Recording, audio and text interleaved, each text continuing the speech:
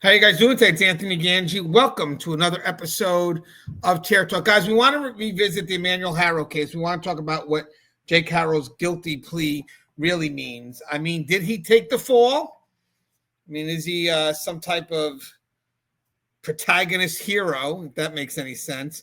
Or is this all strategic? And obviously, we all know that Jake Haro has experience with the criminal justice system, so we do believe that he does know the system, does know how to maneuver around it. And Russ has been working a lot on basically by him pleading to the judge and admitting guilt, what he actually avoided. So I think this is going to be a very unique dialogue. But first, Russ, do you mind introducing yourself, please? Hey, of course. Hi, Anthony. How you doing tonight? So anyway, my name is Russ Hamilton. I am a former and now retired sergeant from California Department of Corrections and Rehabilitation. I am also a former senior juvenile correctional officer. I am also the founder of Keepers of Chaos with a K on Facebook, which is dedicated to the brave men and women of correctional law enforcement and everyone else that is hired by any Department of Corrections facility or department in order to, help basically mentor people, introduce them to the types of training that they need, and to be able to, have a general camaraderie. I'm also the author of a book called Killing Complacency, Tactical Awareness for Corrections Professionals. And I'm trying to make my list as long as possible with regards to my current life resume. So anyway, that about sums it up for me, but really looking forward to kind of breaking down this case. If I can, I'm going to see if I can get one of my links going here with regards to my Substack. I carried earlier today a breakdown of exactly what was going on in the Haro case. Yeah, actually, I'm going to go ahead and revisit because it's really been a while since there's been content. Just most recently was the update when him pleading guilty. So just a reminder, guys, of what we have happening or what has happened here. That's actually Jake Haro on the left, Rebecca Haro on the right. They're married, and that's the son Emmanuel. He's 7 months old when he was reported missing, and then right now we pretty much believe he's has been confirmed dead. It's just a matter of where he's at. They haven't found the body. So we're looking at one of the most heartbreaking and disturbing cases to come out of Riverside County, the murder of 7-month-old Emmanuel Haro.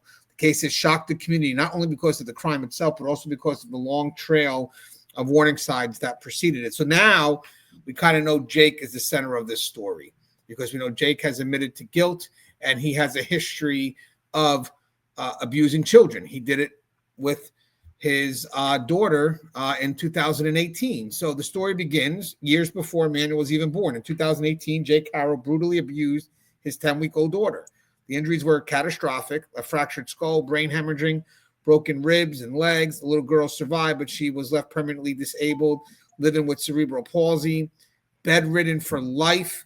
Yet in 2023, when Jake was finally convicted, the court gave him a stunningly light sentence: probation and 180 days in a work release program. He never went to prison. That decision is now widely seen as a systemic failure.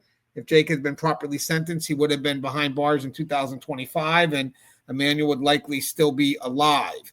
We covered this a lot, so we're just revisiting it. Fast forward to August of this year, Emmanuel, only 7 months old. This is Emmanuel right here on the left. Only 7 months old. Believed to have last been seen alive somewhere between August 5th and the 14th at the Haro family home in Cabazon.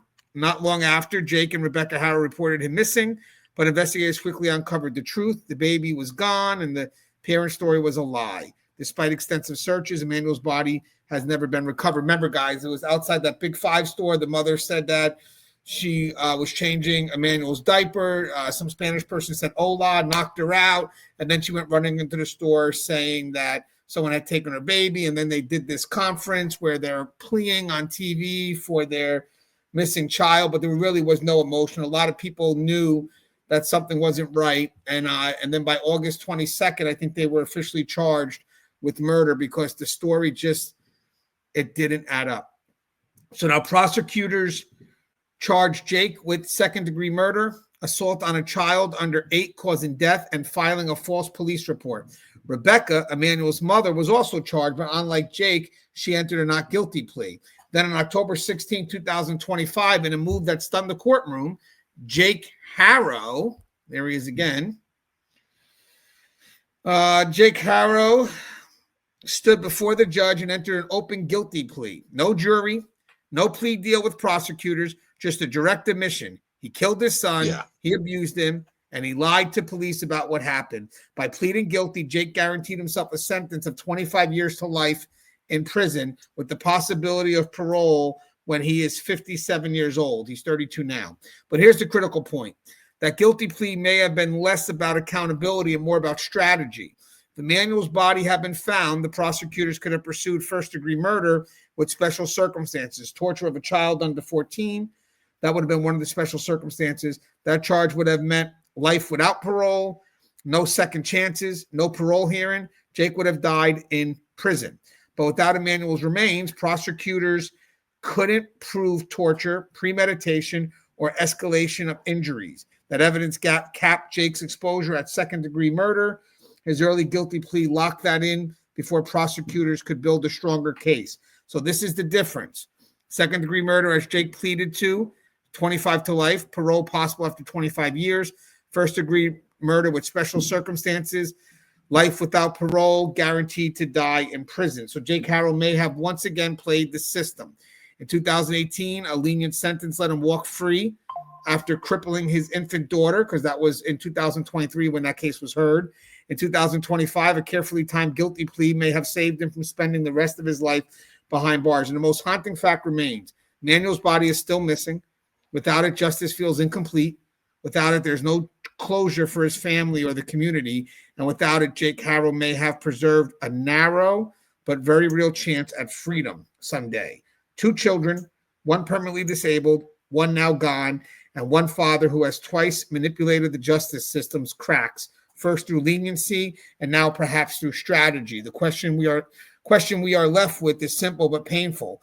Was justice truly served here, or did Jake Haro once again find a way to beat the system? My question is, I wonder if his lawyers even knew that he was going to do this. I mean, they could have known, but it just seemed to be sudden. I don't think the prosecutors knew. But with that said, Russ, I know you had an angle. You were working on something, and basically, so what do you think by doing this, by pleading directly to the judge, saying that he's guilty? What's the strategy here? What did he really avoid? So when I went back and looked at this, and then later broke it down in my Substack, which hopefully I'll try and post a link to later. Basically, in California, you have a set of what they call special circumstances. So special circumstances involve 2 different parts of the criminal justice system here. One part is for the death penalty, and the other is for the possibility of life without possibility of parole. And so all of those things actually are all within the same part of the penal code, which I believe is 190.2. And so if any of those things are triggered, that can be a basis for a jury recommending either the death penalty or recommending life without the possibility of parole. So the special circumstances in this case that apply would be a victim under 14 years old, intentional infliction of extreme physical pain, intent to cause cruel suffering beyond what's necessary to cause death, which means, the person lingered, or they did it in an exceptionally depraved manner, which caused, extra pain or discomfort or I'm trying to think of it right now, extreme mental anguish.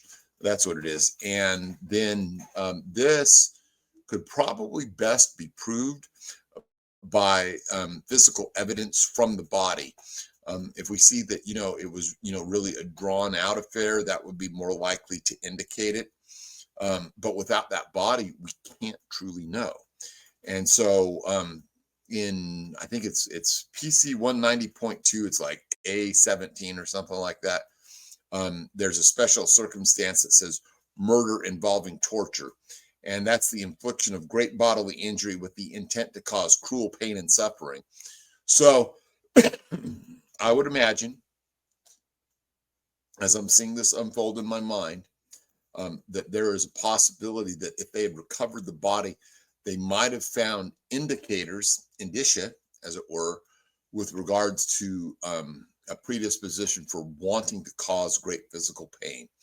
And that could possibly be, and really truly, we're just kind of spitballing here. That could be, maybe if an instrument was used, if this was carried out over a great deal of time.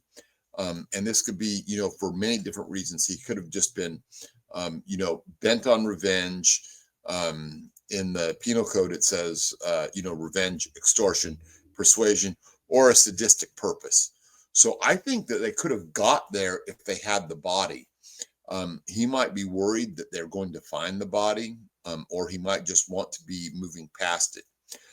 In California, if you look at the way that the prisons operate and the jails operate, and what inmates tend to say is they have a saying there that that if you go up there and you just go ahead and plead to the judge, it's called pleading to the sheet. And the sheet are all the things that you're accused of. And sometimes there's a good reason for an inmate to just go up there and do this and just say, hey, I just want to plead guilty, Your Honor, because sometimes they've already done enough time to get there. And so they just want to get it over with. And they don't care about perhaps, catching a strike or an enhancement or something like that. In this case, it's really unusual, though. Because in this case, he absolutely pleaded to the sheet, as we call it. And that means he just went up there. There was no plea bargain involved. And he just went ahead and said, yes, everything on that sheet, I am guilty of. And so you don't see this very often. There was no real good reason for him to do so. In fact, it's really a negative for him, because he could have gone in there and wanted to have all the time to prepare for a good defense. And had time to, have all of their discovery presented to him and all of these things. And instead, he just went in there and got it. And I want to know why. I want to know why he just decided to plead to the sheet. And so I believe that the reasons for that are, he was probably trying to avoid and have some little tiny glimmer of hope that he could actually, at some future point, make it out and get parole. The death penalty in California is pretty much broken. He might have been thinking of that somewhat too, but with the governor that we have right now, he's put a moratorium on it, and he's disassembled the death chamber at San Quentin and things like that. So I don't think that that's probably part of his calculus, if you will. The other part of his calculus might be with regards to trying to save his wife from the prosecution that she's currently facing. And so at that point, he could possibly go in there and just say, no, I did it all. Did she help by, trying to pretend that something else happened at the Big Five? Yeah, I told her to do that or I was going to kill her. He could say something like that potentially. So we just don't know totally. But that's my take on it. And hopefully I'll put up in this the link to my Substack, which kind of delineates the whole thing and what I was thinking with regard to the way this was going to be presented. Yeah, and guys, I got the link here. I showed you a click if you guys want to look it up. I want to mention something. So they did kind of confirm that the Perkins case that we talked about, or the Perkins, I don't know, they utilize, what's it called?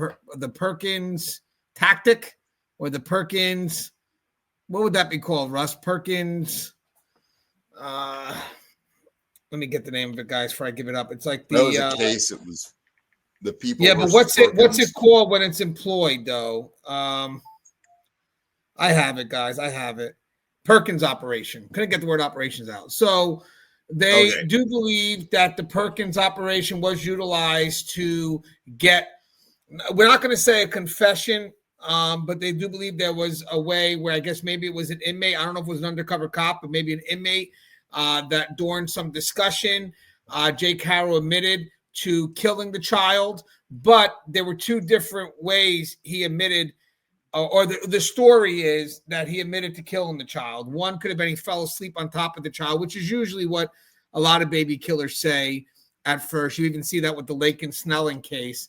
But the other way he mentioned was, well, this would be more about the disposal then, but that he threw the baby in the dumpster, his dumpster or his garbage, and then somehow the baby was picked up by waste management. And then remember, sooner or later, they were out in this area trying to look for the remains. So when the police from Riverside County, when they were looking for the body, they said that they have an idea of where the body should be, but right now they can't find it. And a lot of people are either believing that it was just kind of taken by nature. I mean, it is what it is. It's in a field, open to wildlife, and just the elements of it looks like it's like a desert, like a desert area type thing or something, but it looks like it could be extremely hot. And then also they believe that if it was by waste management, where could it be? You know, wherever they dumped it, it's just, so I have a feeling this baby may never be found. And I think Jake Haro knows that. I think he may have tried to make an attempt to find the baby the first time around. I think that may have been an honest attempt to try to find the baby, because the police, if you look at the video, the police are looking at in the dumpster. Law enforcement was looking in the dumpster. So it does kind of relate to what's being said. And then they go out into this area that they later showcase with, Jacob Haro was in the jumper, and then they were looking for the body and they didn't find it. And everybody was thinking, well, maybe he's setting them up and he's playing a game. No, I actually think that may have been a real attempt, but the body's no longer there. Whether, again, was a victim of nature, they just don't know where the body is. But remember, when they came out and did that conference, they said, we pretty much know where the body should be. It's just not there. Do you remember that, Russ? Yeah, so there are a couple of different possibilities that run through my mind. And, basically it comes down to either he's telling the truth or he's not telling the truth. If he's not telling the truth, he's running a scam in order to try and throw them in different directions. Certainly very well possible. The other part of it is in the midst of him trying to get rid of the body, it's possible that he didn't remember very well where it was. It's also very possible, as you pointed out, wildlife. Believe it or not, down there in the Los Angeles basin, there is a lot of wildlife, especially with regards to, like low-level predators, like coyotes or buzzards or that kind of thing.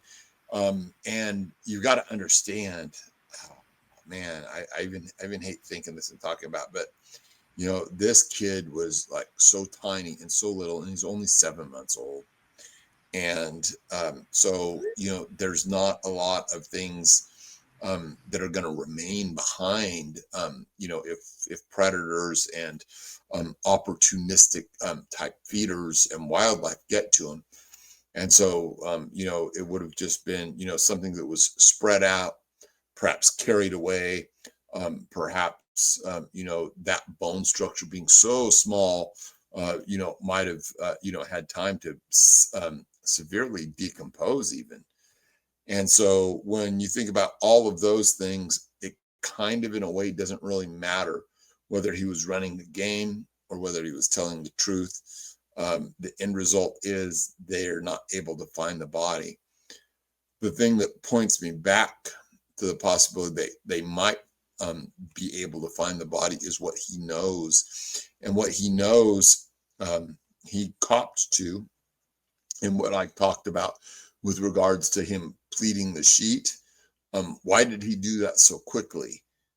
There's only really two possibilities there. Either he's worried that they're going to find out something, and the only way they can find out something is two sources.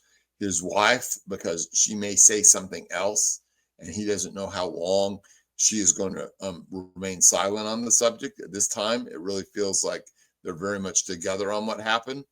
But the second part of it is he might think that there's still a chance that they might find the body. So one of those two things could be true. Both of them could be true. And so we just don't know at this point. I think that my logic is pretty sound on that. What do you think, Anthony? No, I think you're correct. I think that if you look at who he is, especially being an experienced child abuser, I think he's a controlling individual. And I think what he did right now is a way for him to control the narrative.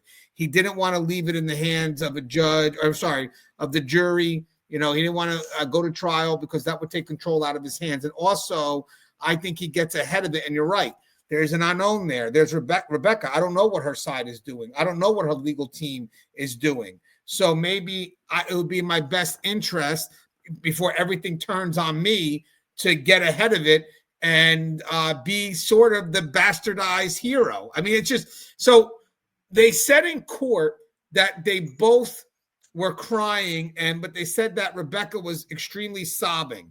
So one of the questions that I was wondering, or one of the thoughts I had was, listen, I know they're both killers to some level, definitely him.